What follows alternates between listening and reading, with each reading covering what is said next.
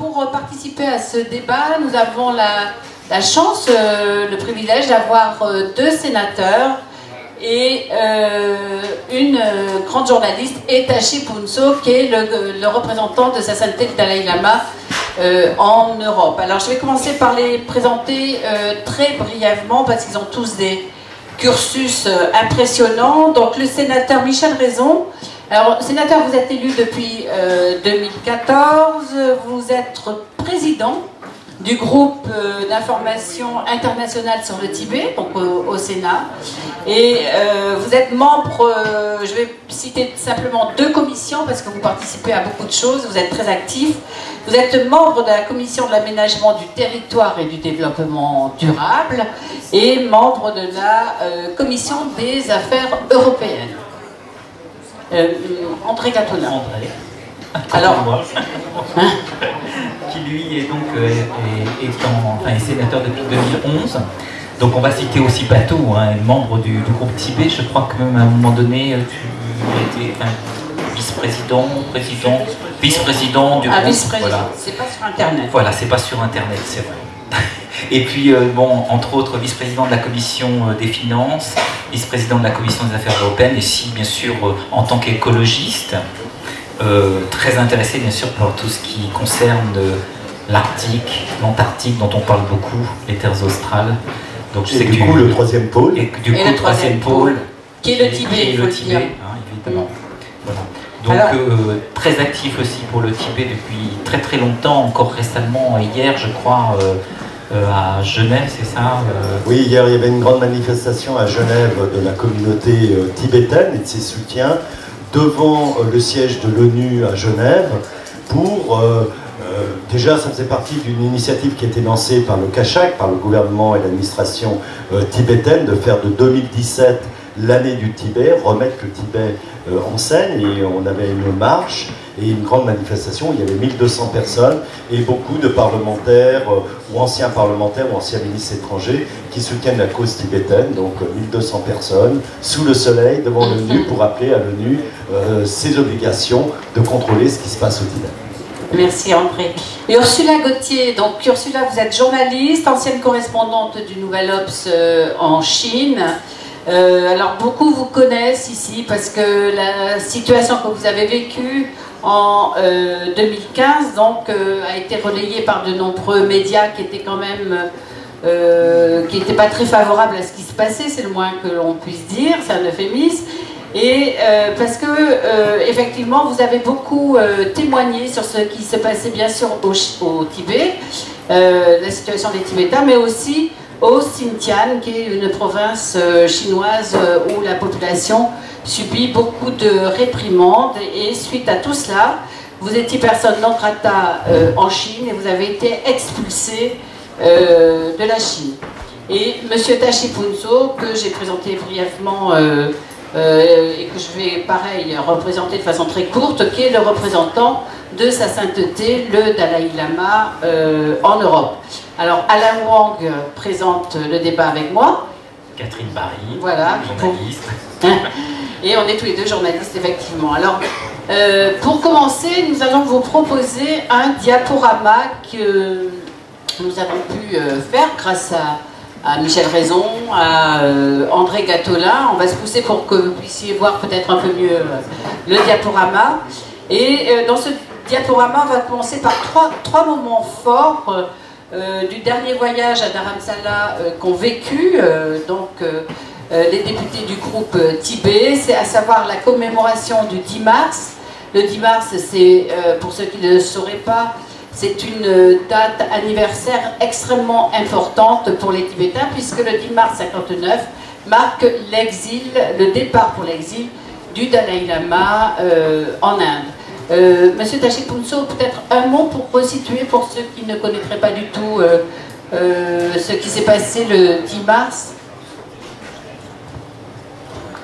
Et pourquoi cette date reste toujours une date très importante pour la communauté, puisque je crois que les élections tournent toujours autour de cette date et sont organisées au moment de cette date.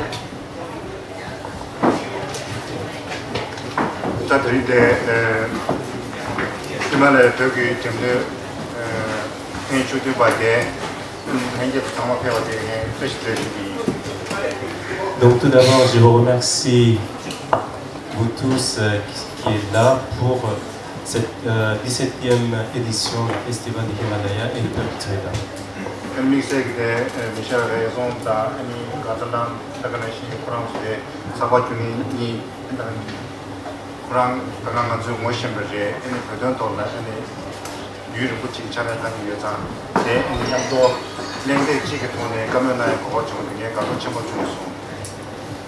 Je suis très honoré qu'aujourd'hui, dans le panel, je suis avec quelqu'un comme Michel Raison, André Gatola, qui sont soutenus la cause tibétaine depuis plusieurs années, et aussi des journalistes comme Ursula et d'autres qui connaissent très bien la cause tibétaine et la situation du Tibet. Donc je sens vraiment honoré que je suis parmi vous sur cette panel aujourd'hui.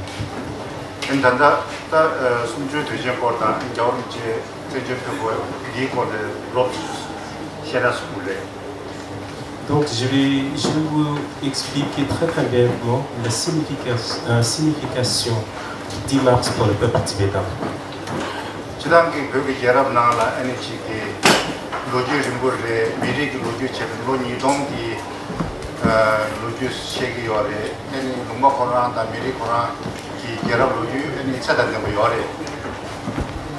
Donc si on parle de l'histoire du Tibet et du peuple tibétain, on doit remonter au minimum 2000 ans. Donc nous, le peuple tibétain, nous sommes le produit de cette culture millénaire.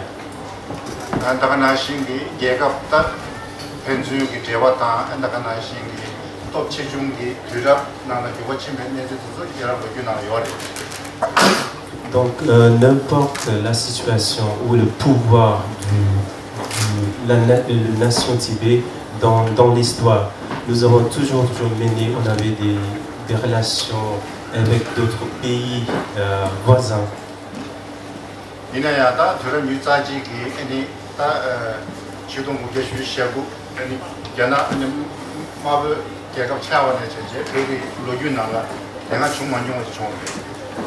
Donc, comme vous le savez, vers l'année 1949, il y a quelque chose qui, avec le changement en Chine, il y a eu la répercussion sur le Tibet qu'on n'a jamais vécu dans notre histoire.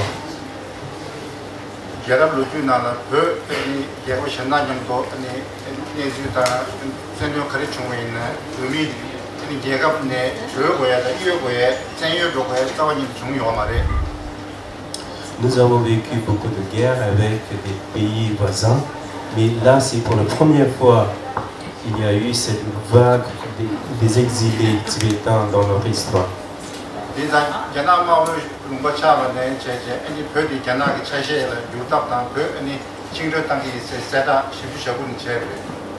Donc la Chine communiste, après l'invasion du Tibet par la Chine communiste, donc ils ont proclamé qu'ils vont libérer le peuple tibétain.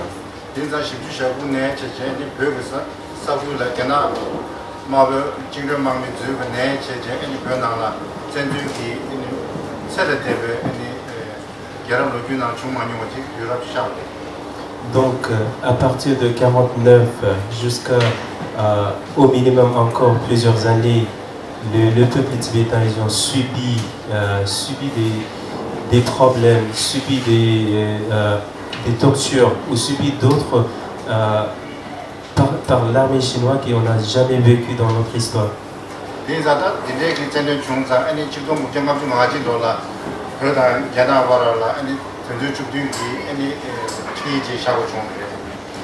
Comme vous le savez, donc après on a aussi signé cet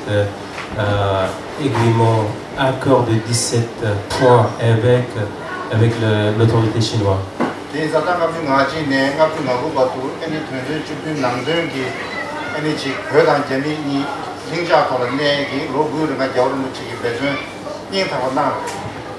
Donc le gouvernement chinois, dirigé par le Dalai Lama, nous avons vraiment essayé pendant 9 ans de poursuivre l'accord de 17 points.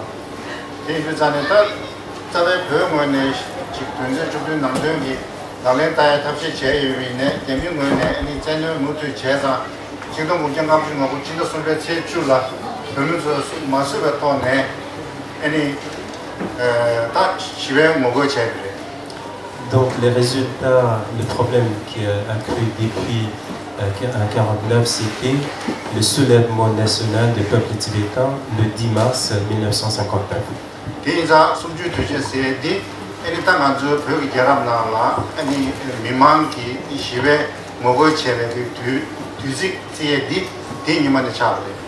Donc depuis, on commémore cette journée importante pour le peuple tibétain en exil.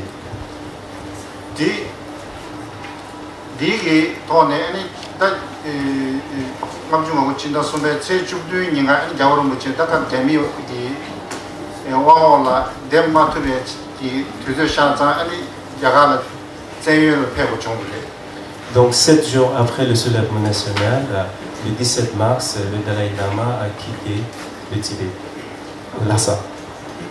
Okay. Et donc depuis cette date, il vit en exil en Inde, à Dharamsala.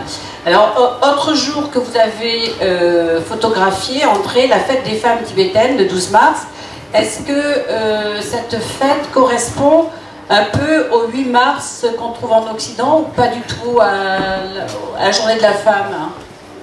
Oui, alors c'était plutôt Michel qui devait en parler, mais... Ah, pardon, Michel. Non, Michel, excuse-moi.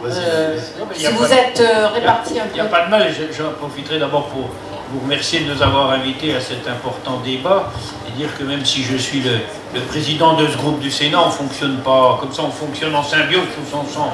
Il n'y a pas un président au-dessus. On est bien content d'avoir de bonnes âmes pour travailler tous ensemble pour défendre la cause tibétaine. C'est pas, d'ailleurs, ils appellent pas ça une fête de la femme, c'était la première journée de la femme, mais qui n'a en effet strictement rien à voir avec la journée de la femme qu'on connaît en Europe et particulièrement en France. C'est la journée de la femme parce que le 12 mars 1959, les femmes se sont soulevées, elles, pour défendre la cause principalement du Dalai Lama qui avait été obligé de fuir 2 jours avant en Inde. Et donc évidemment il y a eu une répression très forte et il a été décidé maintenant de faire une journée de la femme.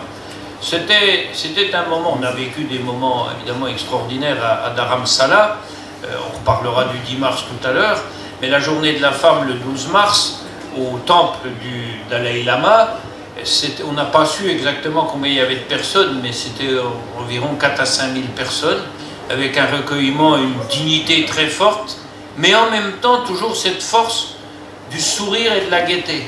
On n'est pas non plus dans la tristesse, dans l'aigreur, dans la haine.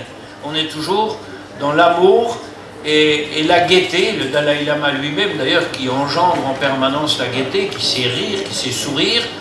Et il y avait tout un côté très culturel, parce qu'on a assisté aussi à des danses et à des chants avec des chorégraphies très modernes, de grande qualité. Mais ce qu'il faut surtout retenir, c'est ce côté sérénité. Merci Michel. Alors, dernière partie de ces diapos et après on va les regarder. Donc j'ai oublié de vous dire, vous pourrez poser vos questions à la fin de ce débat. N'hésitez pas si vous avez des questions, notez-les.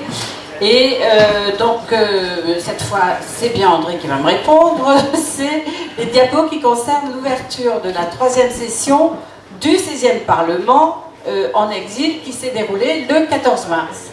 Oui, alors nous avons assisté à cette cérémonie d'ouverture. J'avais eu l'occasion également l'année d'avant d'y assister. Alors il y a un Parlement du Tibet en exil. Comme vous le savez, il est composé de représentants de toute la diaspora tibétaine. Et c'est pas moins de 30 pays. Alors nous avons des représentants d'Amérique du Nord, nous avons des représentants d'Europe, des représentants aussi maintenant d'Australie, Nouvelle-Zélande. Donc ces sessions se tiennent 2 fois par an. C'est pas comme le Parlement français où on siège à peu près tout le temps, sauf en période électorale ou au mois d'août. Donc les parlementaires arrivent de toutes les régions de l'Inde et du monde pour se rassembler, pour décider comme tous les parlements du budget et aussi des réformes qui sont en cours. Et là, nous avions cette ouverture qui était particulièrement importante parce que c'était une reprise de travaux après plusieurs mois d'arrêt pour décider notamment d'un certain nombre de changements. Et la réflexion qui était en question, c'était la réflexion sur le système électoral, puisque en mars 2016, le 20 mars 2016, il y a eu le second tour de l'élection au poste de, avant on disait Kalon Tripa, maintenant on dit Sikyong. Alors il y a une polémique parce qu'un Premier ministre où le Dalai Lama a décidé de se retirer de toute fonction temporelle, ça suppose qu'il y ait une présidence, donc on appelle aujourd'hui le chef du gouvernement le leader politique.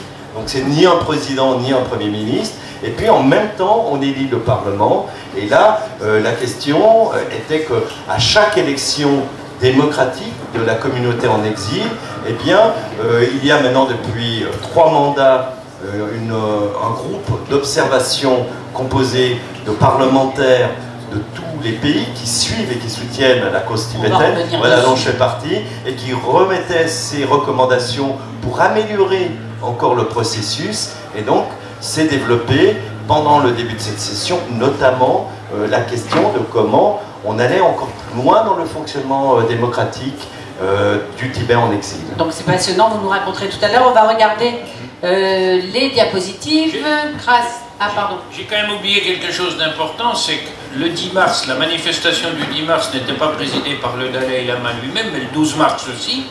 Et il a présidé toute la matinée, il est resté assis, il est arrivé sûrement aux environs 8 h du matin jusqu'à autour de midi. Et il a beaucoup parlé, beaucoup prêché, donc c'était quand même extrêmement important. Et pour compléter, donc je voulais simplement rappeler que le Dalai Lama n'est plus chef temporel des Tibétains à sa demande depuis 2011, et c'est que depuis lors que les élections ont commencé, notamment pour nommer le chef du gouvernement. Pour le chef du gouvernement, parce qu'il y avait déjà effectivement des élections démocratiques pour les parlementaires. Et je voulais rajouter sur la journée de la femme, ce qui était incroyable, c'était cette volonté toujours de tradition et de modernité, impulsée par sa sainteté le Dalai Lama, du rôle essentiel de la place de la femme dans la société. Et le 12 mars 59, qui est la référence évoquée par Michel, c'est le moment effectivement où les femmes se révoltent contre la répression. Et cet événement, c'est pour ça que ça ne correspond pas au 8 mars international, c'est une première chose. Et dans les prises de parole qu'il y a eu pendant cette journée du 12 mars, on a eu 2 femmes. Notre collègue Annick Billon, qui est une sénatrice de Vendée, c'est la femme à la gauche du Dalai Lama, blonde, qui a pris la parole au nom des femmes et du rôle des femmes dans la politique. Et puis une autre femme qui n'apparaît pas ici, qui est une sénatrice australienne, Lisa Singh. Donc c'est à la fois une fête nationale, mais marquée par le regard et la volonté de s'inscrire là aussi dans des standards de démocratie internationale. Il œuvre, enfin sa sainteté œuvre pour la parité depuis toujours, hein, il faut le savoir.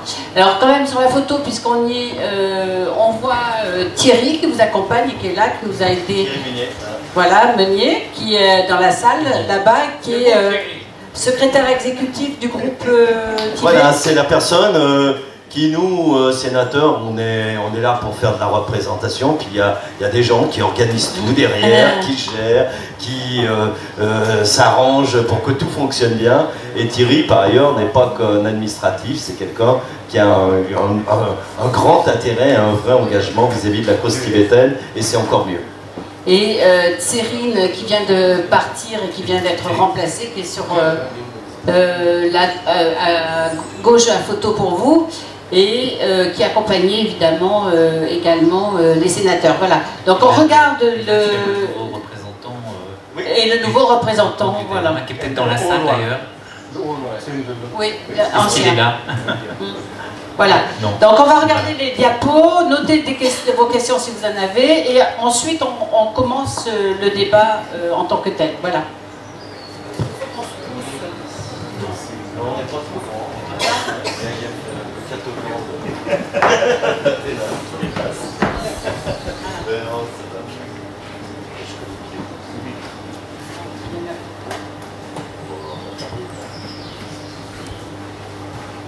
Donc ça c'est la cérémonie d'ouverture du 10 mars, donc avec Lobsang Sangay au milieu, à côté du président Raison, et à la droite sur l'écran du président Raison, c'est le président du gouvernement autonome du Sud-Tyrol qui était présent. Il y avait, en même temps qu'on a rendu visite à sa sainteté et à Dharamsala, le président du Sud-Tyrol était là. Le Sud-Tyrol, depuis de nombreuses années, soutient la cause tibétaine, puisque c'est une partie de l'Italie tout à fait au nord, à la limite de l'Autriche, qui est germanophone, et qui a obtenu un statut sinon d'indépendance, mais d'autonomie. Ils vivent dans les montagnes et ils se sentent d'une proximité extrêmement forte. Et durant le séjour, il y a un accord de travail qui a été fait entre l'Université du Sud-Tyrol et les autorités de Dharamsala pour réfléchir ensemble sur les questions d'autonomie, de fédéralisme, de protection de l'environnement en haute montagne. Enfin, c'est quelque chose d'extrêmement intéressant. Et ce soutien-là a beaucoup énervé les Chinois qui ont convoqué le Premier ministre italien en lui disant « mais faites taire cet homme-là ». Et le Premier ministre italien, M. Paolo Gentiloni, a dit bah, « écoutez, nous, ces gens-là, il y a 30 ans, ils posaient des bombes. Aujourd'hui, ils sont devenus pacifiques et non violents.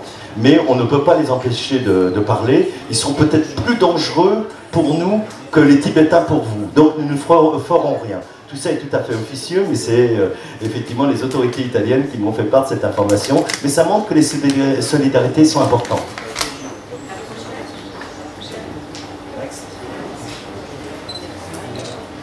Bon, pas grand-chose à dire, hein. Toujours les cérémonies du 10 mars, donc recueillement hymne national tibétain, avec toutes les personnalités qu'on a évoquées. Après donc c'est un grand discours du Sikyong, hein, réélu l'an passé, Dr Lobsang Sangay, qui exprime effectivement la position politique de ce 58e anniversaire du soulèvement du peuple tibétain. Tout va bien, oui. Et donc là, on a effectivement tous les élèves des écoles hein, qui étaient là, qui étaient présents, qui assistaient à la cérémonie. On est dans le temple, voilà, toujours dans le temple qui est à côté de la résidence de sa sainteté. Là, vous reconnaissez un excellent orateur, Michel Raison, qui a fait un grand discours. Bon, moi-même, qui essayais d'enthousiasmer la foule avec mon anglais parfois douteux. J'avais ajouté, ce qui est la vérité, mais avec un peu d'humour, que si le Dalai Lama avait été candidat au présidentiel en France, pour bien montrer que les Français aimaient beaucoup les Tibétains, il serait passé au premier tour à 70%. Oui, alors ça a eu un certain succès, il faut bien le dire. Ensuite, ah oui, alors sa sainteté. Sa sainteté, donc avec Lobsang Sangay qui assiste là, c'est les cérémonies du 12 mars. Donc de la première journée, un Tibetan Women's Day, la première journée de la femme tibétaine. Donc énormément de monde hein, dans l'audience, c'était plein à craquer. Alors ça c'est notre collègue donc Annick Billon, hein, sénatrice de Vendée, qui, à la demande des autorités, avait pris la parole pour expliquer l'importance et le rôle des femmes dans la vie politique, dans la société civile, puis dans la société tout court. Alors ça, c'est une chanson qui a été composée à l'occasion, ça va devenir le nouvel hymne de cette journée de la femme tibétaine, donc avec une chorégraphie très volontariste, très beau chant, très belle création. Le docteur Lobsang Sangay, donc, qui est le Sikyong, m'a dit qu'il avait personnellement beaucoup participé à la chorégraphie et à l'élaboration des textes. Ils sont très créatifs. Oui, tout ça sous le regard toujours très attentif et chaleureux de sa sainteté le Dalai Lama. Voilà, donc avec les nonnes qui étaient là, puisque là c'était des nonnes qui avaient été, depuis l'an passé, les femmes, les religieuses femmes, peuvent accéder, je dirais, au rang ultime des études tibétaines religieuses, donc équivalent d'un doctorat. Et c'est, je crois, les 4 premières femmes qui voilà, qui ont été reçues en titre comme docteur en théologie tibétaine. Parce que ça a été un vrai combat mené par Sa Sainteté pour que les nonnes bouddhistes puissent accéder au même niveau d'études que les moines. Donc c'est très important, c'est un combat très important.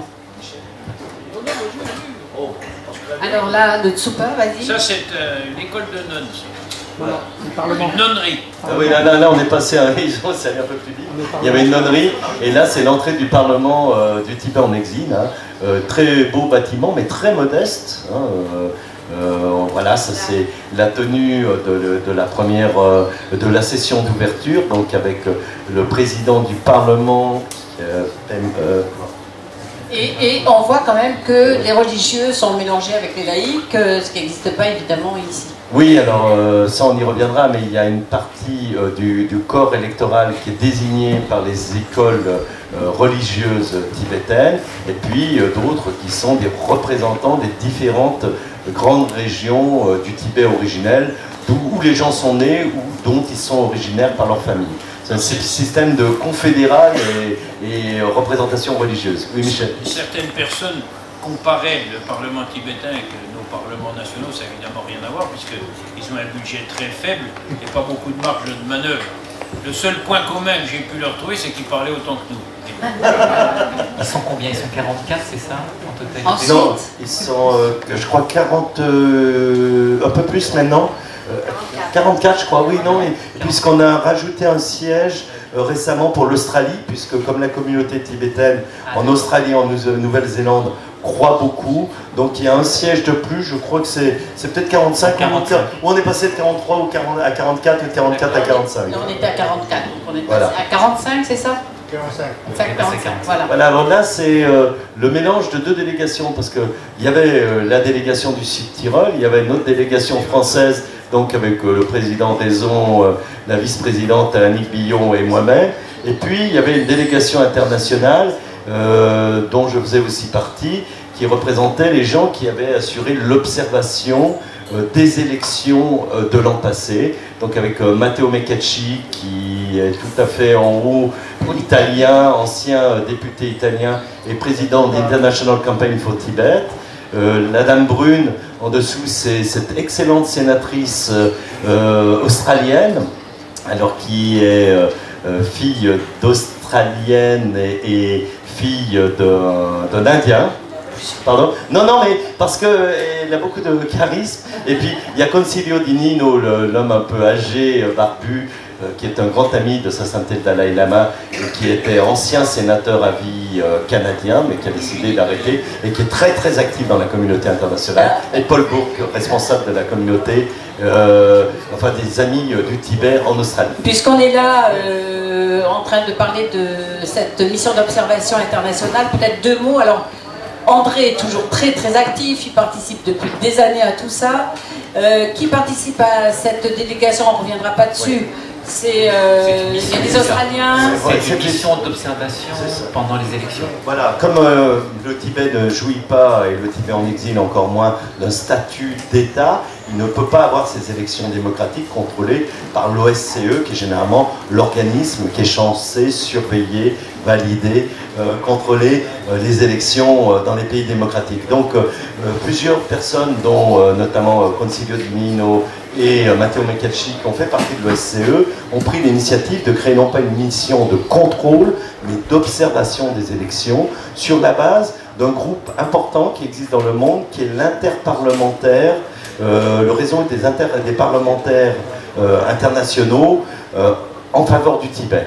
Et parmi ces personnes, en fonction de leur disponibilité, nous nous acquittons de ces missions pour aller surveiller la tenue des élections, comme le ferait une commission de l'OSCE, si les règles sont respectées, si ça correspond aux standards internationaux d'élection. Nous produisons des recommandations, et donc sur l'élection de l'an passé, nous avons produit le rapport le 9 septembre 2016, et à cette occasion, nous venions le présenter à la fois au Premier ministre, en tous les cas au Sikhian, au gouvernement, aux parlementaires et aussi aux grandes ONG tibétaines pour en débattre. Donc on reviendra sur les conclusions tout à l'heure. Qui fait passer les photos, s'il vous plaît? On a perdu notre... Ah, il n'y en a plus? Ok. Alors, on va commencer le débat là. Oui, mais peut-être qu'on pourrait, puisqu'on était sur les élections, on pourrait peut-être poser quelques questions. Qui participe aux élections en réalité? Si, on peut peut-être rester puisqu'on est là-dessus. Comment ça se passe, quoi? Peuvent participer aux élections tous les Tibétains ou descendants de Tibétains qui sont enregistrés, parce que la particularité, c'est comme il n'y a pas d'État, il faut s'acquitter de l'achat, c'est une sorte de vignette qu'on a, ce qu'on appelle le Green Book, le livre vert. C'est pas un passeport, c'est une espèce de pièce d'identité qui fait qu'on est recensé. Alors ça aide aux Tibétains, comme ils sont particulièrement dispersés sur toute la planète, d'exister officiellement. Et alors il y a un petit souci parce qu'il y a des gens qui disent mais il y a certains Tibétains pauvres qui ne peuvent pas voter parce qu'ils ne peuvent pas s'acquitter de la vignette. Et c'était une des grandes réflexions qu'on a eues sur la démocratie. Elle coûte combien la vignette? Oh, c'est difficile. La vignette, qu'est-ce qu'il faut payer pour avoir le Green Book? Monsieur Kachibunso, la vignette, comment ça se passe?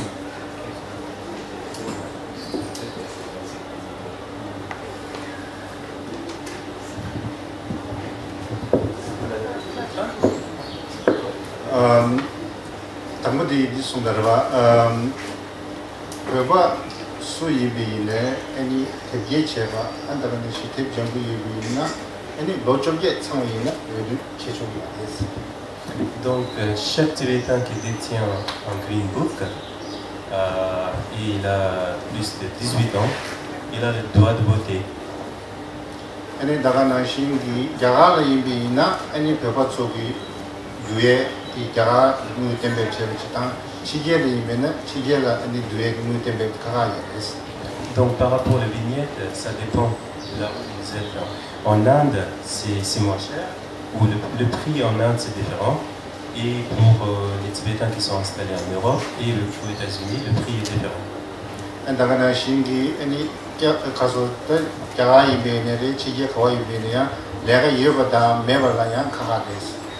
Et aussi, ça dépend si vous avez un travail ou pas.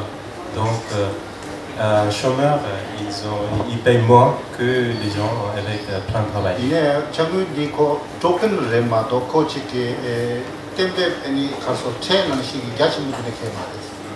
Mais ce qui est important, c'est cette vignette où les contributions par les Tibétains, c'est volontaire, c'est pas une obligation.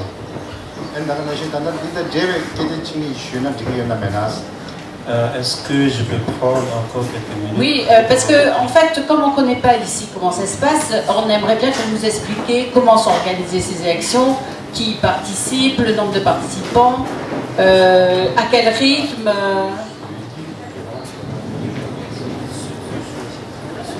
Les questions pratiques.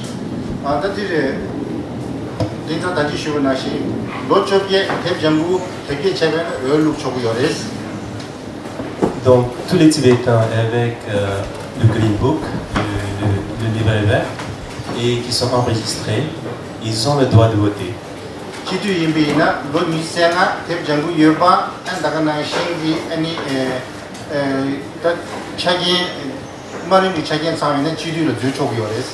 Donc si vous êtes 25 ans et plus, et vous avez le livret vert, vous pouvez présenter pour les élections parlementaires.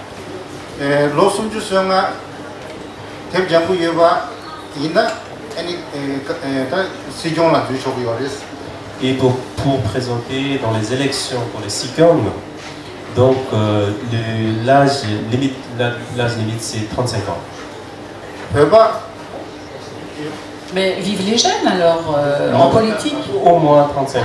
D'accord. Excusez-moi. Ok, merci. 35. Minimum. Yes.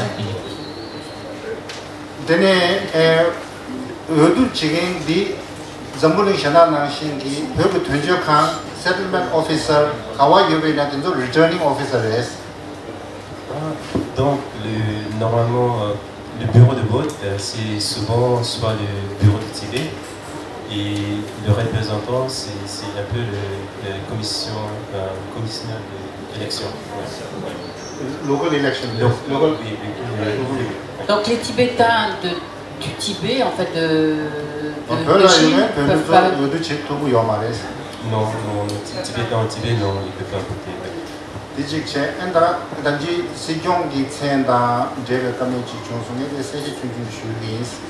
Je voulais juste éclaircir un petit peu par rapport au mot Sikong.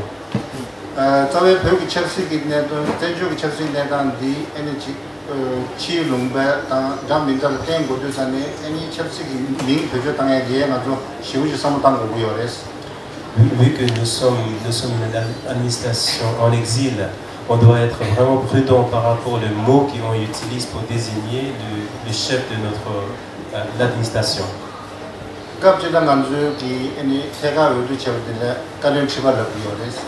Donc au début, on a utilisé le mot Kalun Chiba.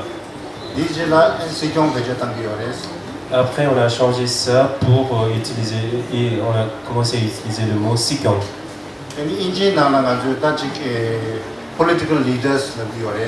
Donc en anglais, la traduction de Sikong c'était le leader politique.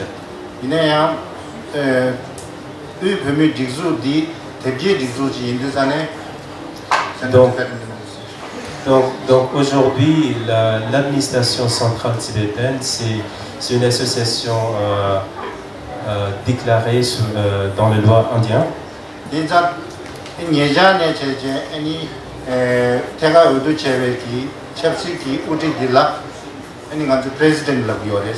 Donc depuis peu, on a changé. Maintenant, le leader politique, il s'appelle président et pas Sikong.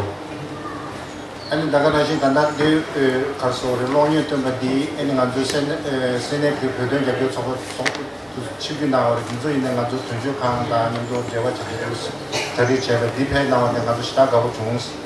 je voulais vraiment remercier André et Michel et l'équipe qui sont partis à Dharamsala pendant les élections et pour le 10 mars. Donc là, c'était organisé avec le bureau de Tibet.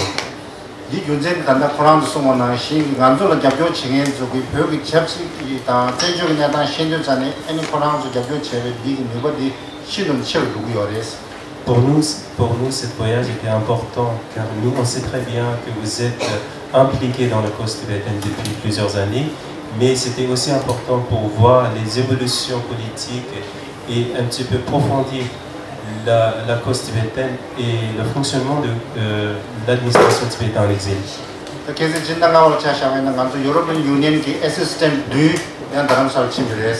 Donc récemment, en mois de mai, on a organisé un voyage de à peu près 7 assistants parlementaires européens à Dharamsala.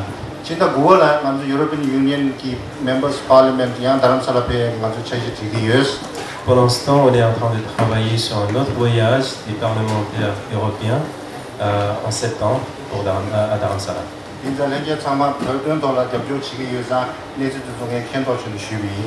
Donc je voulais partager ça avec vous tous car vous êtes tous amis du Tibet. Alors, peut-être que Michel veut dire juste un mot là-dessus avant de passer. Non, alors, moi j'ai une petite question à Ursula. Est-ce que par exemple en Chine, vous étiez informé de justement ces élections? Est-ce qu'on en parle? Est-ce que c'est quelque chose qui passe la censure chinoise? Ou est-ce qu'on ne connaît absolument rien de la démocratie, on va dire, du Tibet en exil? Une question. Bien sûr qu'on n'en parle pas du tout. Quand on parle de l'administration tibétaine en exil, c'est pour dire ce sont les séparatistes, ce sont les traîtres. Évidemment qu'on en parle uniquement en termes négatifs. Et donc on ne va jamais faire l'éloge de quoi que ce soit. Qu'il s'agisse d'un fait religieux, d'une fête ou encore moins d'élections, puisque en plus, comme vous savez, en Chine, en général, il n'y a pas d'élection. C'est pas seulement au Tibet. Donc, parler positivement des élections qui se passeraient en exil, ce serait totalement opposé à la propagande normale. Est-ce que ce nouveau système où le Dalai Lama a abandonné ses fonctions temporelles Non, non, à la place. On n'en parle pas du tout. Non, non, non, non. Pas du tout. Quelquefois, dans certains journaux, effectivement, qui sont un peu plus pointus, si vous voulez, on va dire, mais c'est souvent des éditoriaux où les gens disent, par exemple, l'éditorialiste va dire les soi-disant institutions démocratiques, la soi-disant élection, le soi-disant représentant, etc. Mais vraiment, c'est pas dans un but d'information, c'est immédiatement de but en blanc d'emblée, dans un but de dénigrement. Donc, de toute façon, tous les Tibétains qui sont à l'étranger sont considérés comme étant des ennemis de la Chine, des ennemis de la patrie, comme ils disent. Donc, on ne peut pas en parler en termes équilibrés. Voilà. Donc non, en revanche, ce qui est très intéressant, c'est qu'au Tibet même, dans les régions tibétaines, c'est très très grand, hein, le Tibet, c'est pas seulement la région dite autonome tibétaine avec capitale Lhasa, les vraies régions tibétaines sont, je sais pas, en gros c'est 3 fois la région autonome tibétaine. Donc dans ces régions tibétaines où des journalistes étrangers comme moi pouvaient en usant de beaucoup de ruses, avoir accès, eh bien, les gens étaient très au courant de ce qui se passait à Dharamsala et dans le monde en général. Ils savaient quand le Dalai Lama était allé en voyage à tel endroit, avait rencontré tel chef d'État, enfin, ils étaient au courant de tout ça. Et je me suis fait expliquer comment ils faisaient. Ils avaient des sortes de satellites, mais c'était assez complexe, c'était des satellites qui passaient par Internet, mais quand Internet était coupé, bien sûr, ça ne passait plus. Mais enfin, ils s'arrangeaient pour avoir les nouvelles, même si c'était dangereux, parce que si, par exemple, sur leur téléphone, on avait la preuve qu'ils avaient colporté des nouvelles sur ce qui se passait à Dharamsala ou autour du Dalai Lama, ils sont susceptibles d'être arrêtés, jugés, condamnés à faire de la prison, des travaux forcés, etc. etc. Mais ce qui est étonnant, c'est qu'ils étaient très au courant. Merci Ursula.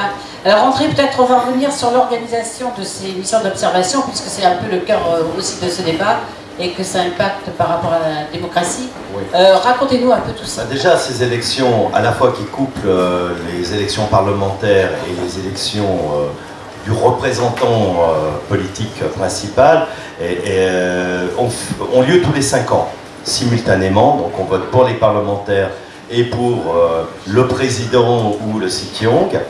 Et on procède en 2 tours. Donc, bien sûr, depuis 3 ans, enfin depuis 3 mandats plutôt, depuis 15 ans, on a décidé, pour entrer dans les cadres démocratiques, parce que c'était la volonté, au départ, une demande du Dalai Lama, auquel on a répondu à travers International Campaign for Tibet ou l'INPAT, qui est cette association interparlementaire, de dire non seulement nous sommes démocratiques, mais nous voulons d'une certaine manière qu'on nous observe, qu'on nous contrôle, même si on n'est pas des contrôleurs institués comme à l'ESCE, et que vous nous fassiez des préconisations pour améliorer le système.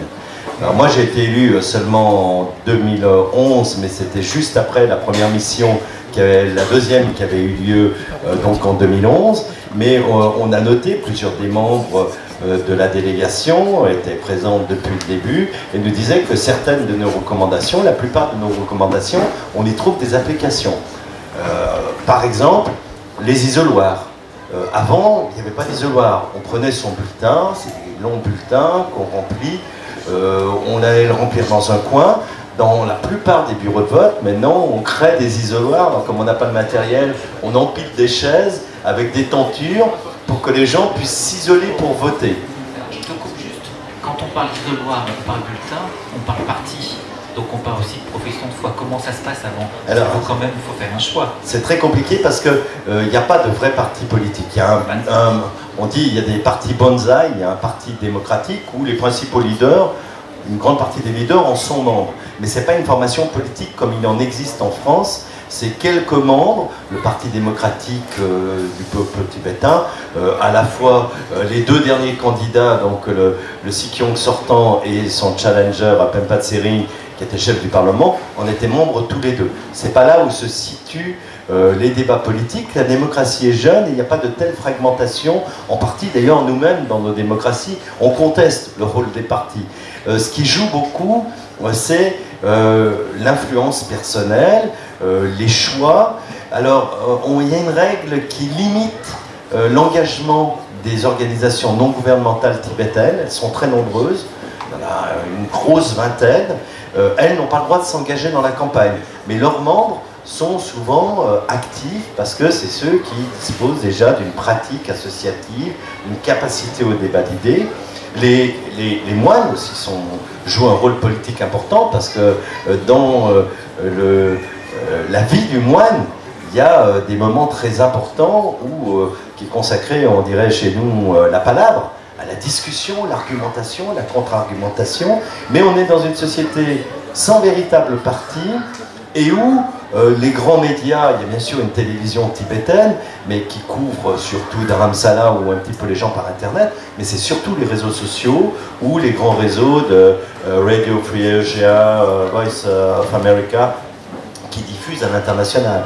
Là encore, on est dans un contexte où il faut faire une campagne globale pour en gros 150 000 Tibétains en exil inscrits. C'est extrêmement difficile et tout se fait par ailleurs par vote physique. Alors on dit mais ça serait bien mieux avec Internet. Il y a une volonté très claire. On sait que si ça se faisait sur Internet, la Chine mettrait tous les moyens pour repérer les personnes, déterminer, voire truquer les élections. Je rappelle qu'en France, les législatives qui ont lieu là actuellement, les Français d'étrangers, en 2012, étaient élus par Internet. On a décidé de suspendre le vote par Internet pour faire du vote physique, parce qu'on soupçonnait, plus que soupçonnait, la Russie, notamment dans sa zone Russie, et notamment en faveur de quelqu'un qui s'appelle M. Mariani, allait bourrer les urnes et truquer l'élection. Donc, du côté, c'est compliqué parce qu'il y a des Tibétains isolés, notamment aux États-Unis, je crois qu'il y a 5-6 bureaux de vote seulement. Il y a des gens, malheureusement, qui ne peuvent pas voter. Et dans notre mission, nous, on a dit qu'il faut réfléchir à un système, quand même, de vote, peut-être postal, pour les gens qui sont trop dispersés, parce que l'intérêt serait qu'on ait la possibilité de participation la plus large possible. Donc avec accusé de réception. Oui, non, mais avec un système effectivement d'enveloppe confidentielle, de double enveloppe, mais c'est une des choses qui sont à l'étude. C'est une question pour Michel Raison. Donc vous avez assisté donc, à l'ouverture du Parlement, vous avez rencontré Dalai Lama, le Sikion. Qu'est-ce qui vous a le plus marqué, je dirais, par rapport à cette visite que vous avez faite sur les élections ou en général? Qu'est-ce qu'ils vous ont dit? Déjà, en préambule, par rapport à tout ce qui vient d'être dit, nous les Occidentaux, en particulier la France, le pays des droits de l'homme, on a quand même beaucoup de mal à comprendre qu'une telle situation puisse exister.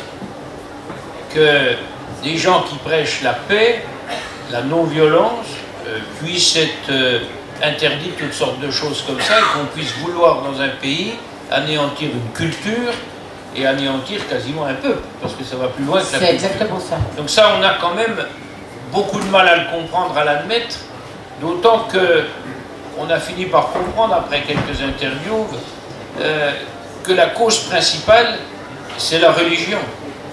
Les Chinois n'acceptent pas qu'il puisse y avoir une religion. Le Tibétain est très croyant, le Dalai Lama représente une importance considérable, et les Chinois considèrent que c'est un danger pour eux, ce qui est quand même à peine crédible, à peine croyable, mais c'est comme ça que ça fonctionne.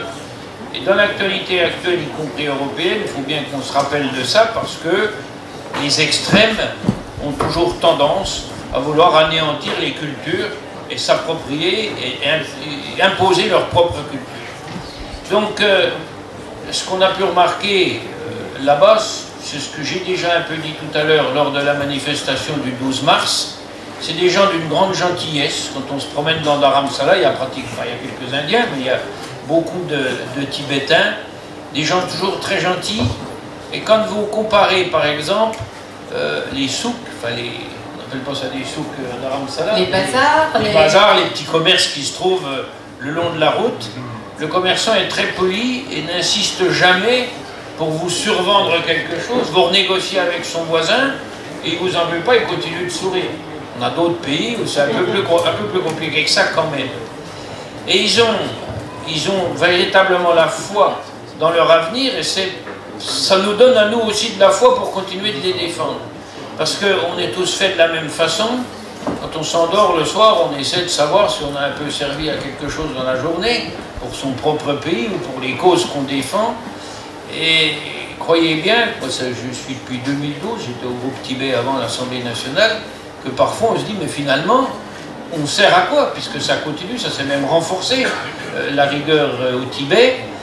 Mais lorsqu'on les rencontre, on reprend la foi nous-mêmes. Et les deux fois, finalement, se conjuguent. Parce qu'eux, ils ont besoin aussi qu'il y ait le maximum de pays. Il faut qu'ils se sentent soutenus, qu'ils se sentent aimés. Et nous, on a aussi besoin d'avoir cette transmission de pensée pour qu'on puisse continuer à être le plus efficace possible et surtout à bien continuer. On a souvent des discussions avec mon collègue André Catolin là-dessus, sur les actions qu'on doit conduire pour maintenir des groupes à l'Assemblée nationale et au Sénat, parce que vous savez, là on est en période législative, j'ai quelques amis qui faisaient encore les marchés aujourd'hui, je ne vais pas gagner beaucoup de voix aujourd'hui. Enfin, je ne suis pas candidat, mais j'aide mes candidats, donc nos collègues ont un peu tendance à déserter ce genre de groupe pour deux raisons. D'abord parce qu'ils n'ont pas forcément bien compris, on n'aura peut-être pas assez expliqué, par peur des Chinois aussi, et aussi parce que ça ne rapporte rien sur le plan électoral. Mais c'est le devoir d'un élu national de faire autre chose que uniquement la construction de son propre pays. C'est de notre devoir, on est des responsables, et on doit, moi j'ai fait d'autres combats d'ailleurs par rapport à d'autres choses qui se passaient à l'extérieur de la France, parce qu'on sait que c'est une noble cause, mais plus que ça, on est en train de participer à la défense d'un patrimoine mondial. Quand on a visité à Dharamsala l'institut, enfin la bibliothèque, ça s'appelle pas la bibliothèque, ça s'appelle la grande librairie, vous avez les frissons. C'est-à-dire, c'est ce que les Tibétains ont à peu près pu sauver en matière d'écrits. Les plus anciens ouvrages étaient du 8e siècle à peu près. Et c'est sauvé de tout ce que les Chinois ont détruit, parce que quand ils détruisaient un temple, ils détruisaient les ouvrages qui allaient avec. La plupart des grands textes du Bouddha ont été préservés, conservés par les Tibétains et qui en sont quelque part les garants. Les garants sont préservés de façon très professionnelle, hein, avec, comme on fait chez nous, avec des ouvrages très anciens, on met des gants pour les toucher, la salle est climatisée, l'hygrométrie est contrôlée, parce que c'est un patrimoine mondial, c'est pas un patrimoine tibétain. Donc si nous-mêmes on ne s'intéresse pas à la... On parlera de l'environnement peut-être après, je sais, c'est un autre dossier, mais là je suis plus dans la partie culturelle et philosophique, parce que toutes les anciennes philosophies, qu'elles nous viennent des Grecs, qu'elles nous viennent d'autres pays, sont plutôt plus connues chez les Occidentaux, mais la philosophie tibétaine, on pourrait souvent puiser dans cette philosophie pour améliorer le fonctionnement de nos propres civilisations. Et donc c'est un véritable patrimoine et on a le devoir de participer à son sauvetage. Et on peut peut-être préciser... Oui, bravo. Merci, on l'applaudit. Alors, l'intérêt, justement, comme dit André, on n'est pas du même bord politique. Et vous voyez, ce genre de cause, ça a aussi un autre intérêt, c'est de nous rassembler entre nous aussi en France. Mais on est insuffisamment nombreux. On va se battre tous les deux, que André soit élu ou pas, moi je suis pas renouvelable. Et puis je ne serai jamais renouvelable parce que j'arrêterai à la fin de mon mandat dans 3 ans. Mais peu importe, même dans 3 ans, quand je ne serai pas renouvelable, je remonterai au Sénat pour aider à constituer un groupe. On ne s'en va pas comme ça, comme des sauvages. Lorsque vous avez été maire dans une commune, par exemple, même quand vous n'êtes plus maire, vous avez toujours le réflexe d'essayer d'aider à ce que votre commune fonctionne bien. On n'est pas là pour nous, on n'est pas là pour un mandat, on n'est pas là... C'est pour ça que je demanderai d'ailleurs à André, quand il continuera de parler du président, qu'il remplace le mot président par le mot Michel. C'est plutôt plus agréable. Voilà. Et c'est pas flatté, alors, au-delà du pays, on aurait peut-être à aller plus loin d'ailleurs, c'est regarder les pays qui ont insuffisamment de groupes parlementaires ou qu'on n'en plus du tout, comme l'Italie. En plus, on est tous les deux à baragouiner. Enfin, toi, tu parles bien, moi je le baragouine, l'italien. Mais on adore l'Italie tous les deux, pour différentes raisons. Et peut-être qu'il faut qu'on prenne des contacts aussi avec nos collègues parlementaires italiens, parce qu'il faut qu'on ait des groupes dans le maximum de pays du monde. Alors, juste un point, pour ceux qui ne connaissent pas, je sais que beaucoup d'entre vous sont des spécialistes un peu aussi du Tibet. C'est sûr qu'on parle beaucoup de l'importance de préserver les traditions tibétaines pour l'identité tibétaine, mais sa sainteté, c'est aussi toujours attaché à faire que le peuple tibétain vive à l'époque où il est, c'est-à-dire dans la modernité, en associant un peu les deux valeurs, Michel. Hein. Oui, alors ça c'est très important parce que on n'est pas dans la nostalgie, on n'est pas dans l'archaïsme. On est, vous savez, pour qu'un pays puisse fonctionner, ça, beaucoup d'écrivains, beaucoup de philosophes ont eu des formules de ce genre, comme celle d'Alexis de Tocqueville. Lorsque le passé n'éclaire plus l'avenir, le présent marche dans les ténèbres. Et ça ne veut pas dire qu'il faut être archaïque. Ça veut dire qu'il faut constamment puiser dans ce qu'un certain nombre d'érudits, de personnages d'exception, des personnages d'exception, il n'y en a pas 25 tous les ans dans toutes les communes, il y en a quelques-uns. Et il y en a eu, et Bouddha a été un personnage d'exception, donc on doit continuer de puiser dans ce passé pour pouvoir avoir un présent qui ne marche pas dans les ténèbres, mais continuer de moderniser quand même ce présent. Et le Dalai Lama est très moderne. Il a, en plus d'avoir de l'humour, en plus d'être sympathique, en plus d'être intelligent, en plus d'être à peu près au courant de tout ce qui se passe en matière politique dans le monde, il est extrêmement moderne. Et ça sera peut-être la conclusion de ce que je voulais dire tout de suite aussi, parce qu'il ne faut pas oublier de le dire, il est très laïque. Voilà. Il n'a pas de sectarisme dans la façon dont il prêche. Si le mot prêche... Il enseigne. Le danger de la façon dont il enseigne, de la façon dont il nous parle, parce qu'une religion, c'est toujours... Ça peut en effet être dangereux quand elle devient une secte, quand une religion se transforme en secte. Et toutes les religions, à commencer par la religion catholique, a eu des périodes plus ou moins sectaires. Et même si en ce moment la religion catholique n'est globalement pas sectaire, de par son pape, on a quand même des noyaux par-ci, par-là qui peuvent devenir sectaires. Et le Dalai Lama enseigne le non-sectarisme et il a un discours très laïque. Et donc ça, c'est très intéressant aussi pour l'équilibre de nos populations. Merci bon, Michel. J'ai vu qu'Ursula voulait intervenir, mais en même temps, un des derniers reportages que tu as fait en Chine, c'était le monastère de Larongga, oui. à 4000 mètres au Sichuan, comme tu dis, la plus grande université bouddhiste. Oui. Qui a été en partie détruite. Oui, qui a été en partie qui est en cours, de destruction. Ouais. Et donc, qu'est-ce que tu, justement, sur ce plan-là, préservation ce que je pense, c'est qu'au Tibet même, enfin dans les régions tibétaines qui sont à l'intérieur de la République populaire de Chine, il y a un très grand mouvement de renouveau culturel. Et ça englobe aussi la religion. Et Larongga, ce qui est très intéressant, ça c'est un endroit absolument incroyable. Hein. Ce n'est pas un monastère en dur, ce sont des petites cahutes qui sont construites avec dans chacune une ou deux personnes qui vivent. Et c'est un endroit pour étudier, pour apprendre. Et c'est une académie bouddhique et on va tous les matins suivre des cours et on vit sur place. Et c'est une vallée très très reculée de très haute altitude. Et moi, quand j'y suis allée, c'était donc il y a 2 ans exactement, eh bien, il y avait probablement, enfin, quand on voit les photos, c'est normal, il y avait probablement 40 000 personnes, dont les 3 quarts sont des femmes. C'est ça qui est très intéressant, c'est que ce qui s'est passé, c'est que dans ce mouvement de renouveau, il y a une place donnée aux femmes qui est totalement nouveau dans la tradition tibétaine. Parce que dans la tradition tibétaine, comme dans beaucoup d'autres, les femmes avaient un rôle extrêmement secondaire et subalterne. Et là, elles sont vraiment à l'avant-garde de cette prise de possession de nouveau de sa propre culture, sa propre religion. Et je pense que, évidemment, le Dalai Lama est pour tous les Tibétains une figure extraordinairement importante parce qu'elle donne qu'il donne une direction morale, bien sûr, parce qu'éthique, hein, ils obéissent au Dalai Lama parce que le Dalai Lama donne la parole bouddhiste, si vous voulez. Et en même temps, c'est une figure qui unifie toutes les tendances, c'est un immense territoire. C'est un territoire monstrueusement grand comme l'Europe, je crois, et dans lequel il y a très très peu de Tibétains, enfin ils sont quelques millions. Hein. l'Europe de l'Ouest peut-être, hein? C'est la taille de l'Europe de Ça fait l'Ouest. 3 fois la France. 5 fois et demi la France. Avec l'Amdo, le Khan. Oui, oui, l'ensemble du territoire tibétain. Pour, je sais pas, quelques millions d'habitants, 6 millions, voilà. Donc, il y a 6 millions de Tibétains à peu près, on a Marcel dans la salle qui pourra nous rectifier, et 7 millions et quelques de Chinois au Tibet.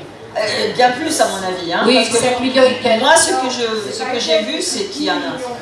Il y a bien plus, donc bien ça sûr, a beaucoup progressé au minimum. Parce que récemment, il y a eu des grandes vagues de... Oui, avec le train notamment, oui, qui a amené beaucoup de population. Donc ce que je veux dire, c'est que les Tibétains eux-mêmes sont très... un convoi par jour de 800 personnes qui partent de Lhasa, de Pékin pour Lhasa. Voilà. Et sur ces 4000 personnes, moi j'en ai vu débarquer. Je suis restée toute une journée il y a 6 ans dans la gare de Lhasa, chassés partout par les policiers. On a essayé de suivre les mouvements. Peu de gens remontent dans les trains qui repartent. Ah oui, c'est fret et quelques passagers tibétains qui repartent. Les Chinois s'installent. C'est une colonisation à marche forcée, il faut le dire quand même. Hein. De l'argent, on leur a demandé. En cela, ils reçoivent une somme d'argent du gouvernement chinois. Et ce sont plutôt, comme l'a expliqué l'ancien ambassadeur du Sénégal à la mission onusienne, M. Alioune Séné, m'avait dit, quand les Chinois viennent construire le stade olympique à Dakar, c'est 5000 Chinois qui viennent, ce sont 5000 repris de justice, partout, civils, pas des repris de justice politiques. Et au bout de 2 ou 3 ans, il y a le rapprochement familial, et là, ils peuvent avoir des enfants plus qu'un par famille, et c'est une véritable colonie chinoise qui est installée dans les banlieues des villes africaines. Voilà, et on le retrouve un peu partout dans le monde maintenant, ça va très vite. Tashi Bunso.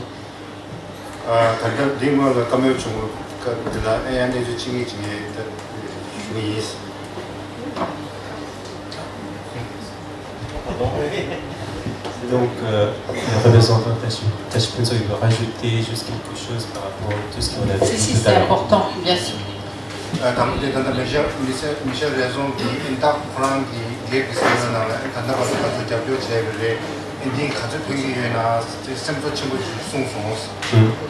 Donc je voulais adresser tout d'abord mes paroles à Michel Raison, car Michel Raison, il a dit tout à l'heure l'effet de tout ce qu'il fait avec le groupe de soutien pour le Tibet.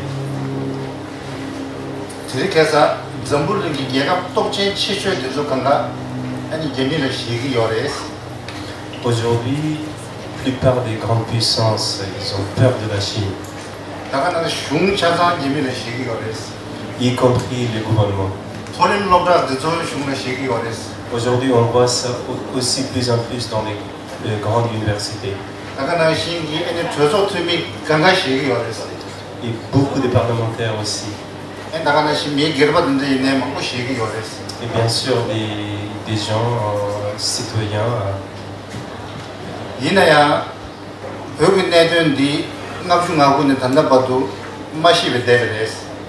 Mais la cause tibétaine perdure depuis 1959 jusqu'à aujourd'hui. Michel Raison, André Gattenon,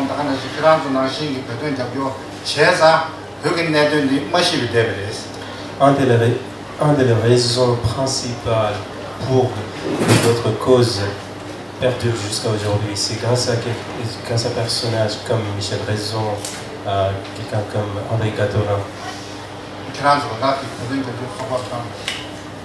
Et aussi toutes les associations qui battent quotidiennement pour le Tibet.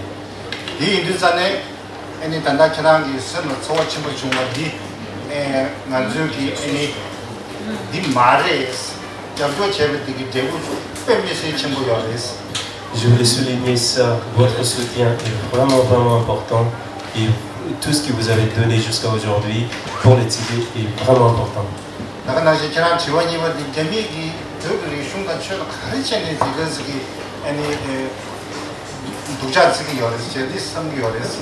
Donc la deuxième question, c'est pourquoi il y a cette politique menée par la Chine contre la culture tibétaine. 가르에서는 그 최다 리중 리기 재미 여기 세월을 유튜브 영화네.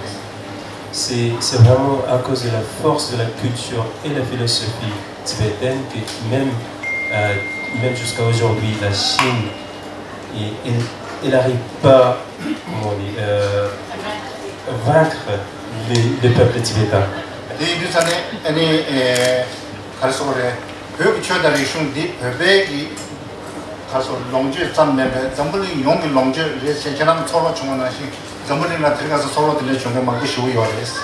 Donc je suis bien d'accord avec Michel qui dit que la culture tibétaine, la philosophie tibétaine, c'est pas juste patrimoine tibétain, mais c'est un patrimoine mondial.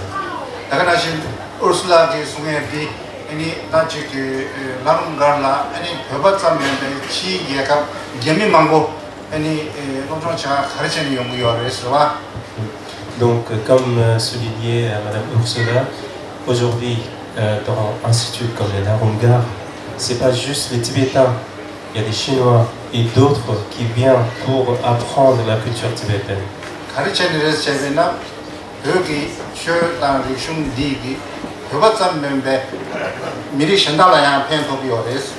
Car la culture et la philosophie tibétaine, ça aide non seulement le peuple tibétain, mais aussi d'autres peuples partout dans le monde.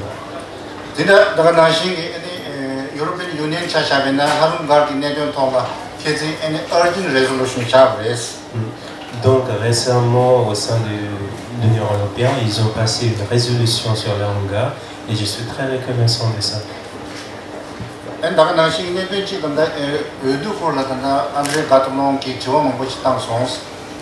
Donc je voulais juste répondre à quelques questions posées par Gadolin sur les élections tibétaines. C'est pas des questions, c'est des remarques. Oui, il faut comprendre le processus d'évolution. Donc ce sont des recommandations. C'est pas des sanctions, c'est rien de tout ça, c'est juste des recommandations.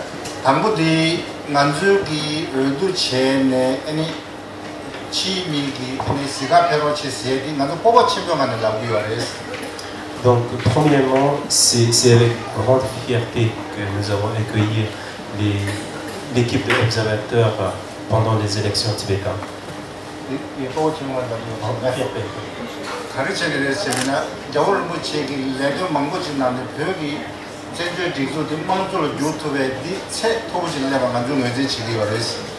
Donc, depuis tant des années, un des plus grands projets de Sasantété, c'était vraiment transformer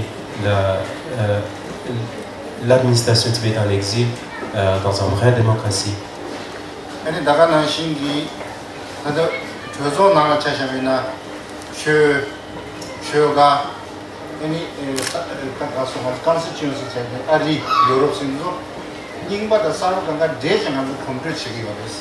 Donc c'est pour ça que cette représentation au sein du Parlement tibétain est importante, car il y a aussi des représentants des 3 provinces, des représentants de grandes écoles monastères, et aussi il y a des représentants pour le peuple tibétain en Amérique du Nord, le peuple tibétain en Europe. Donc c'est un vrai mélange de à la fois la tradition et la modernité.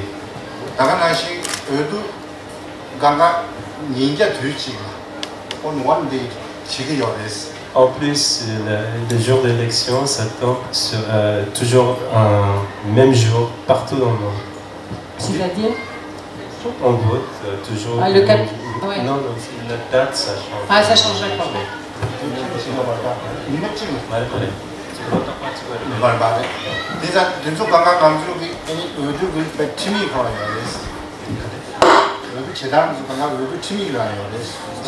Là c'est quelque chose qui est écrit dans la Constitution. Dans les règles des élections.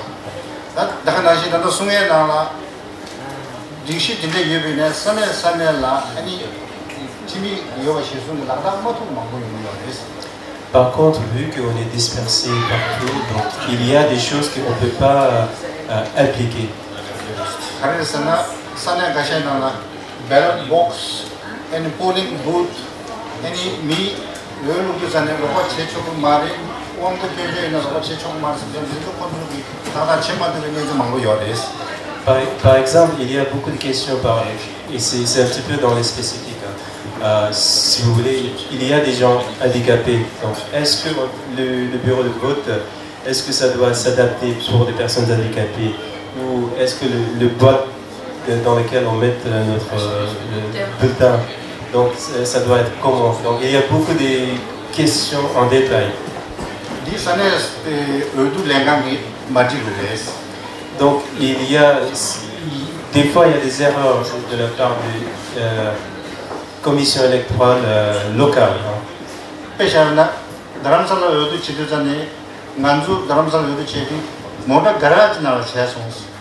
Par exemple, à Dharamsala, un des bureaux de vote, c'était un parking.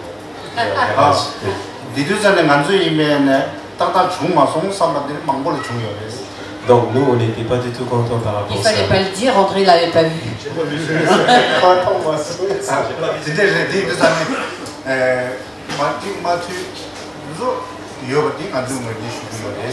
Oui, donc il y a beaucoup de... On doit améliorer encore.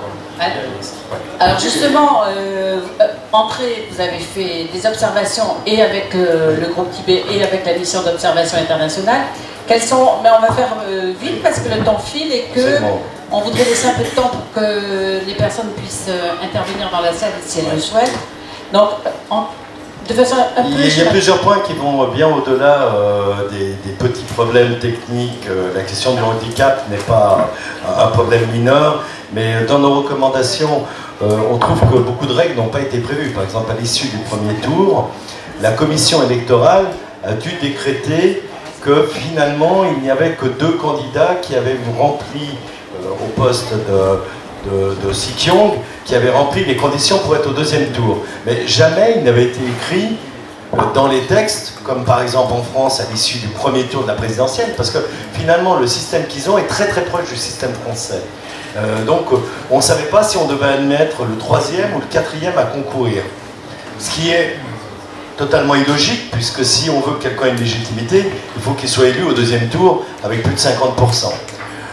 La distance qui est entre le premier et le 2e tour, où il se passe entre octobre et mars, il se passe plus de 6 mois, est quand même compliquée parce que les gens n'ont pas à être candidats, on peut marquer le nom de n'importe qui sur son bulletin de vote.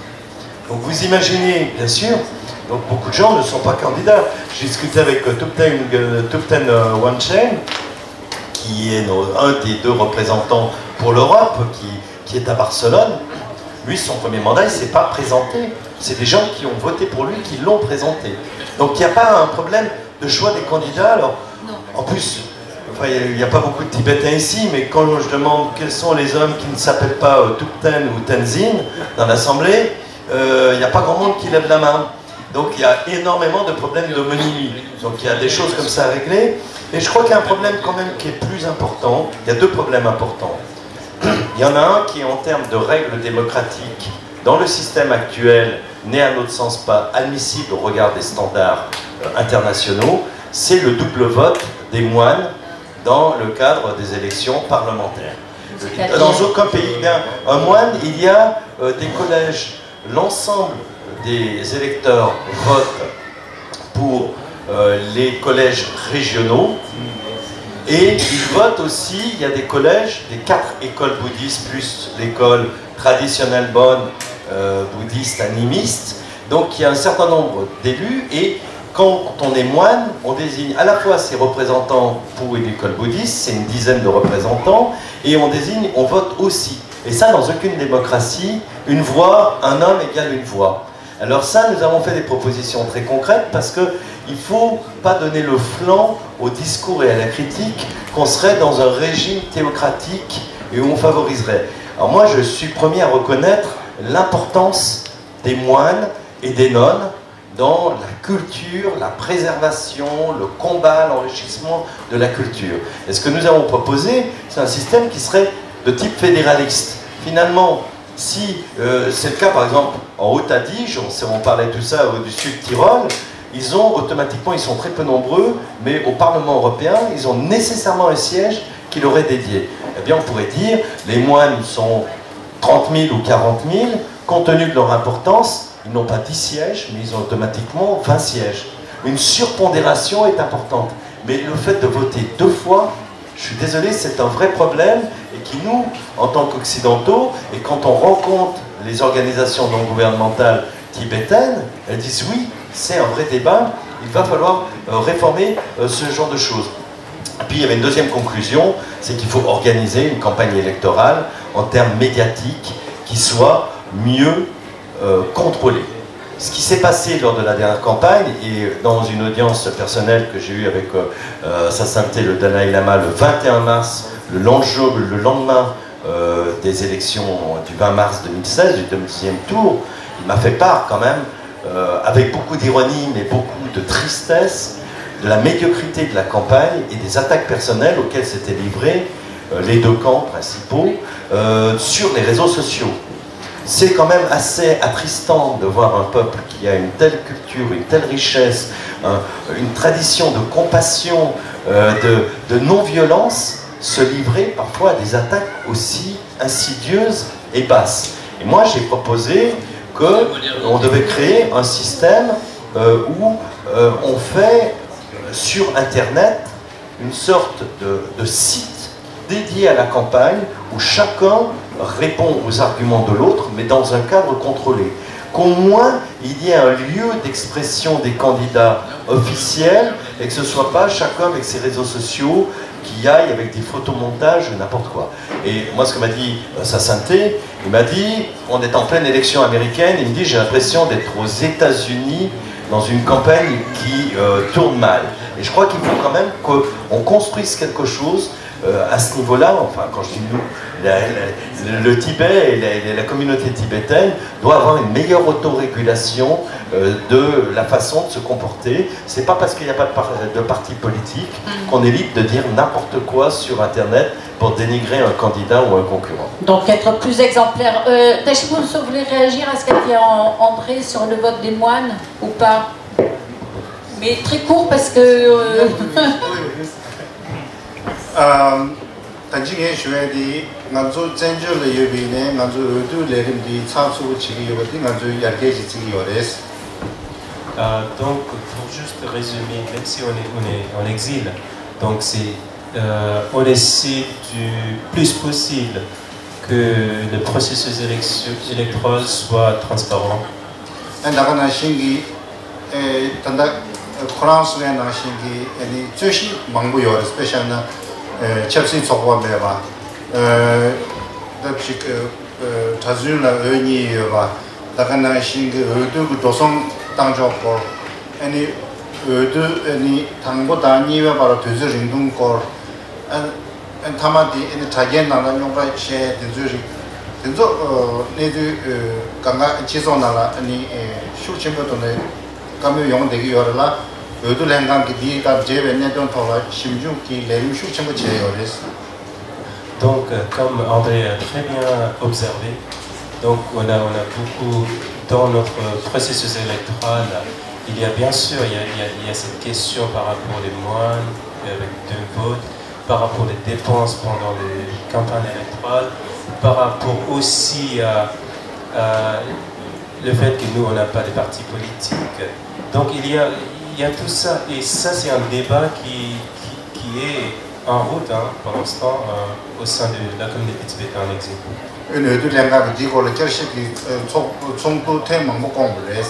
Et depuis la commission électorale, ils ont aussi organisé pas mal de conférences, pas mal de réunions autour de ça.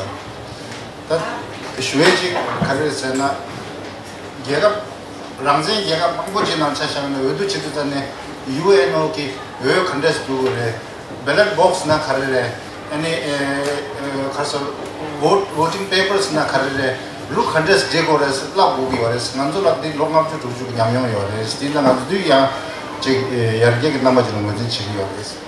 Donc même dans les pays libres aujourd'hui, donc on doit enseigner, on doit donner des consignes pendant les périodes électorales par rapport aux boîtes de bulletins, par rapport les papiers du bulletin de vote, il y a tout ça.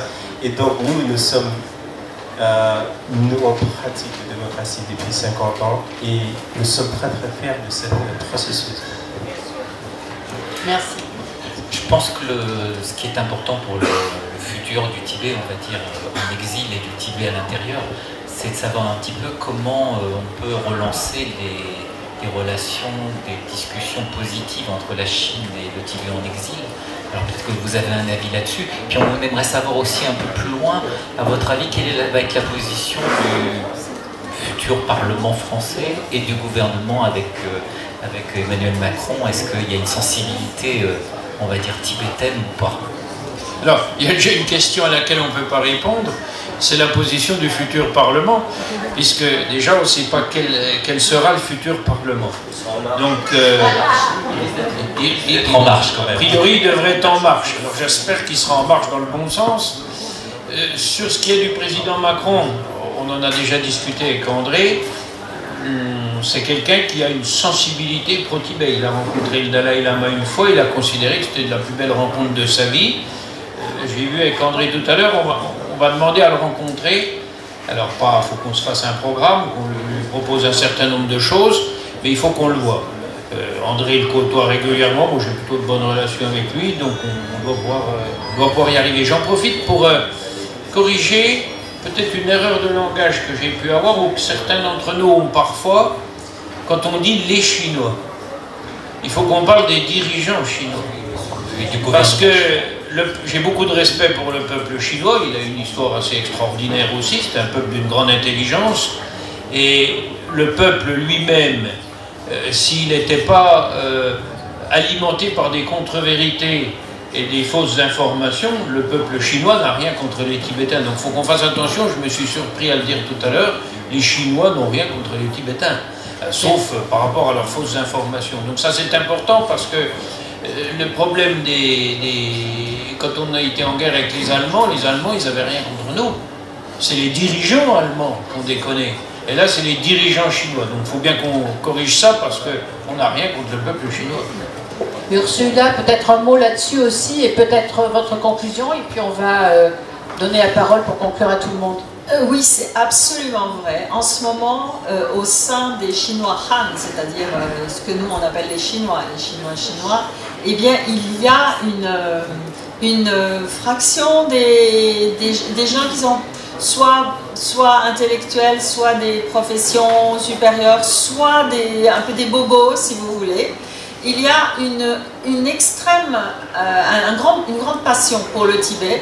Moi personnellement, je connais plein de gens qui vont voyager au Tibet en sac à dos, etc., des choses comme ça. Et il y a aussi par ailleurs un intérêt très très fort pour la religion, pour le bouddhisme tibétain. Alors, vous savez qu'en Chine, il existe aussi d'autres écoles de bouddhisme qui sont plus répandues au sein de l'ère culturelle chinoise. Le zen, par exemple, au Japon, a son origine en Chine. Le Chan chinois, c'est l'origine du zen. Donc il y a de très grandes écoles bouddhistes qui sont chinoises, qui sont proprement chinoises, et voilà que les Chinois aujourd'hui qui s'intéressent au bouddhisme se tournent plutôt vers le Tibet. Pourquoi? Moi je vais poser la question, je trouvais ça très, très spécial, quoi. Pourquoi est-ce que vous êtes tellement passionné par ça? Ben, ils m'ont expliqué que pour eux, le bouddhisme s'était maintenu dans sa pureté au Tibet à cause de la résistance, en gros. C'est parce que les Tibétains et les lamas et les moines tibétains, les écoles ont résisté à la persécution, qu'ils ont conservé un rapport au bouddhisme qui était un rapport authentique. Alors qu'ils disaient tous que les écoles bouddhistes chinoises, proprement dites, eh bien, elles avaient cédé. Elles s'étaient un peu, et puis elles avaient un peu collaboré, en gros. Hein. Il y a des organisations bouddhistes nationales avec un président, etc., etc. Ils n'ont pas de respect pour ces bouddhistes-là. Ils disent, eux, ils ont sauvé leur peau, ils ont sauvé leur monastère, etc. Mais ils n'ont pas sauvé l'esprit du bouddhisme. Et donc il y a une énorme vogue du bouddhisme tibétain au sein de la fraction la plus éclairée, je dirais, de la population chinoise. Alors je ne sais pas si c'est vrai, il paraît qu'il y a de plus en plus de Chinois, justement, éclairés, comme tu dis, qui vont à l'extérieur pour participer à des enseignements et à des initiations. Absolument. Bon, moi, j'ai fait plusieurs fois des interviews du Dalai Lama et donc pour ça, j'ai dû suivre des enseignements, aller dans des stades ou je sais pas, des grandes salles. Et en Asie, par exemple en Inde, quand ils donnent les grands enseignements, il y a une énorme quantité de Chinois. Alors c'est des Chinois de Chine, mais aussi des Chinois de Taïwan, par exemple. Donc, mais des Chinois de Chine qui sortent exprès pour pouvoir suivre ces enseignements. Mais même quand on va à Dharamsala, on tombe sur des Chinois de Chine. C'est assez étonnant. Donc, en fait, les Chinois, ceux qui peuvent un petit peu se détacher de la propagande gouvernementale, n'ont pas de mauvais sentiments vis-à-vis ni du bouddhisme chinois, ni de la culture tibétaine. Au contraire. Au contraire. Un mot de conclusion, Michel? C'est peut-être ça qui pourrait faire une conclusion d'optimisme. Et quand on avait posé la question au Dalai Lama, quand il était venu au Sénat, on lui avait dit, c'est Lionel Lucas, je crois, qui lui avait posé la question, quelles sont encore nos raisons d'espérer et nos raisons de nous battre encore, nous. Et il a dit, c'est la force des peuples, du peuple chinois et d'autres peuples, qui feront que cette barrière pourra être rompue un jour et qu'on pourra sauver la démocratie dans ce pays. Et il y a en effet, c'est ce qu'il nous avait expliqué, de plus en plus de Chinois qui allaient voir ce qui se passait au Tibet, d'une part, voir le Tibet, mais aussi beaucoup de bouddhistes. Il y a quand même 400 millions de bouddhistes en Chine, hein. C'est énorme. Et donc c'est cette force-là, comme ça a été souvent d'ailleurs, la force des peuples qui a pu libérer les pays. Le mur de Berlin, c'est la force des peuples. Les dirigeants ne pouvaient plus résister, le système était au bout. Et le mur, eh ben, il a rompu.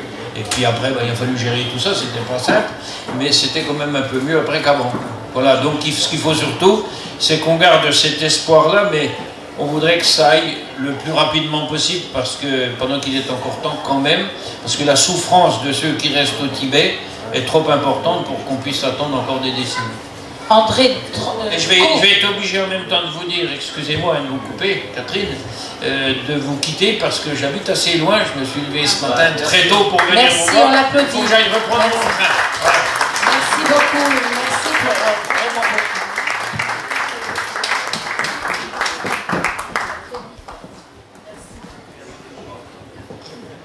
Alors André, pendant que Michel dit au revoir. Au revoir.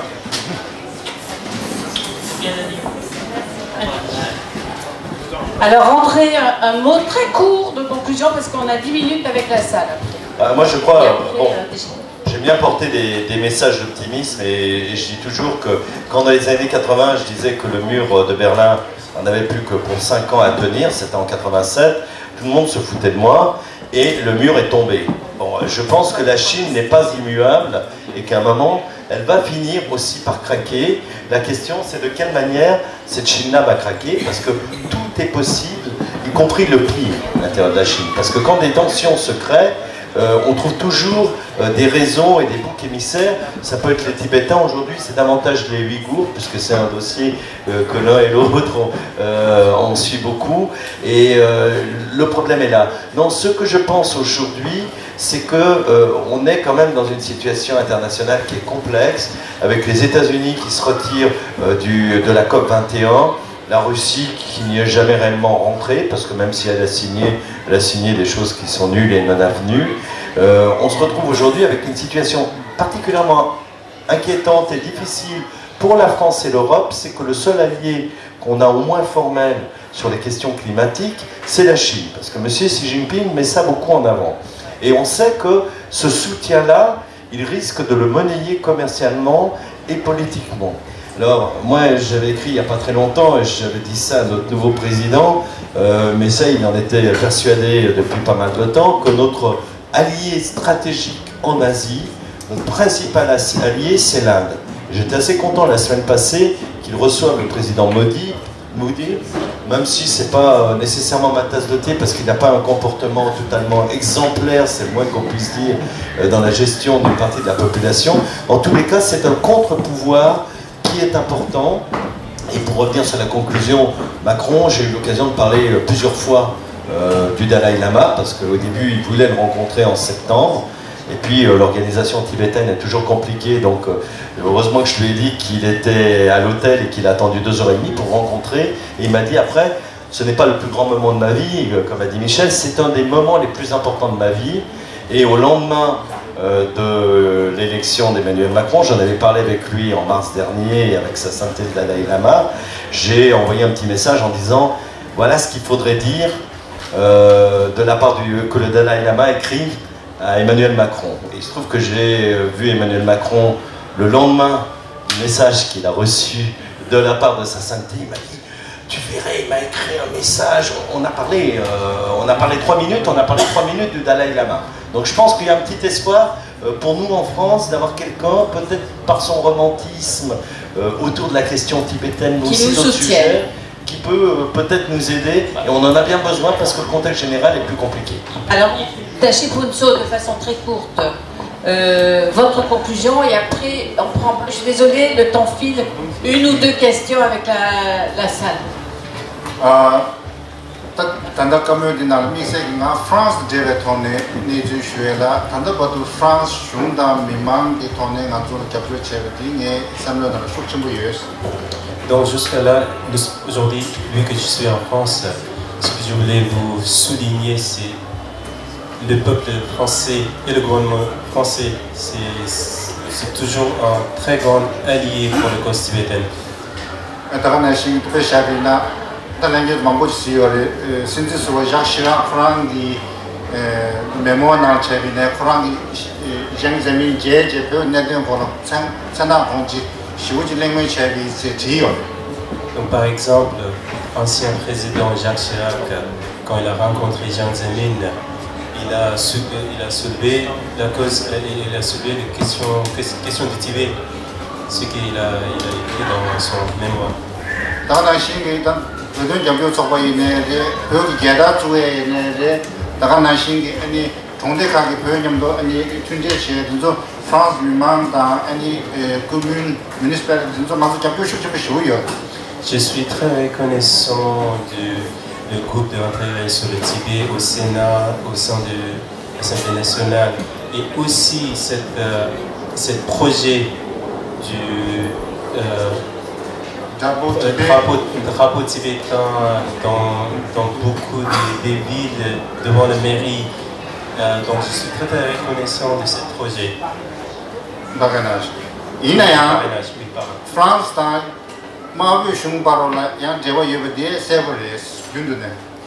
mais en même temps, on sait très bien la relation qui tient le gouvernement français avec la Chine communiste. Mixe qui Sirikesam, André Somonashi, America qui Chapsigineta, EU qui Chapsigineta, Urusu qui Chapsigineta, Tindeton, Chucha Tobishu Chachas. Aujourd'hui, notre monde est en train de vraiment basculer ou changer. On voit la politique menée par l'administration Trump, on voit la politique menée par l'Union européenne et aussi la Russie. Ghana dans l'Amérique, donc il y a ce rapprochement entre la Chine et les États-Unis. Et aussi la Russie et les États-Unis. Donc ce sera quoi le rôle de l'Union européenne? Donc est-ce que l'Union européenne va entretenir un rôle plus fort ou en relation plus forte avec la Chine? Si on arrive là, qu'est-ce que ça va passer sur la question tibétaine?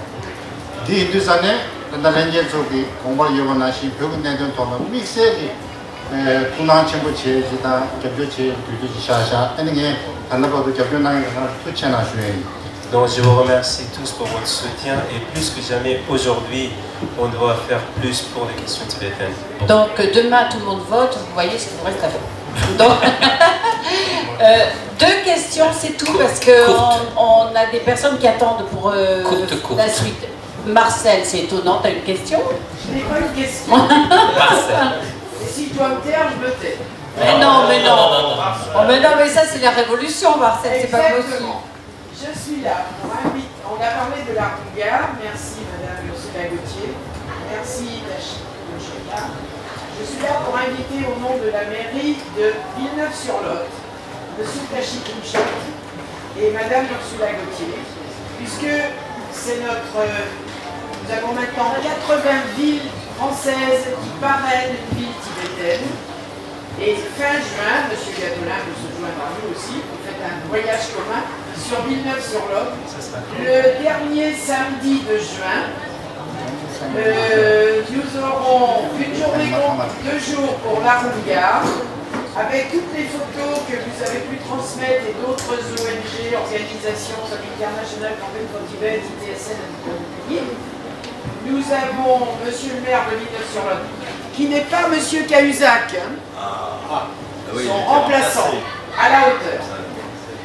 Donc nous avons ces 2 jours, avec la montgolfière mini Tachi qui pourra voler, l'atelier de cerf-volant pour les enfants, mais surtout les témoignages de personnes qui peuvent donc juste un lien. Expliquer ce qui se passe à la Rougarde, en particulier parce qu'il y a beaucoup de Chinois qui ont été expulsés de la Rougarde. Et comme la campagne de parrainage continue, nous en sommes à 80, le Dalai Lama la soutient, le Parlement européen la soutient, nous voudrions l'étendre pour qu'en 2018, il y ait, pour les 83 ans du Dalai Lama, 82 ou 83 83 ans, enfin 83 villes françaises et peut-être quelques-unes à l'étranger, à vous les députés européens de mettre le paquet. Donc Marcel, donne-nous une référence de site et les gens qui sont là vont pouvoir...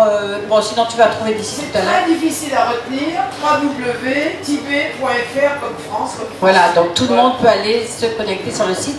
Une question et on arrête. Votre invitation, je vais vous en parler tout à l'heure. Oui. Une question. Une question, une seule question s'il vous plaît. Il n'y en a pas, on a été parfait. Merci. On vous remercie tous. Merci.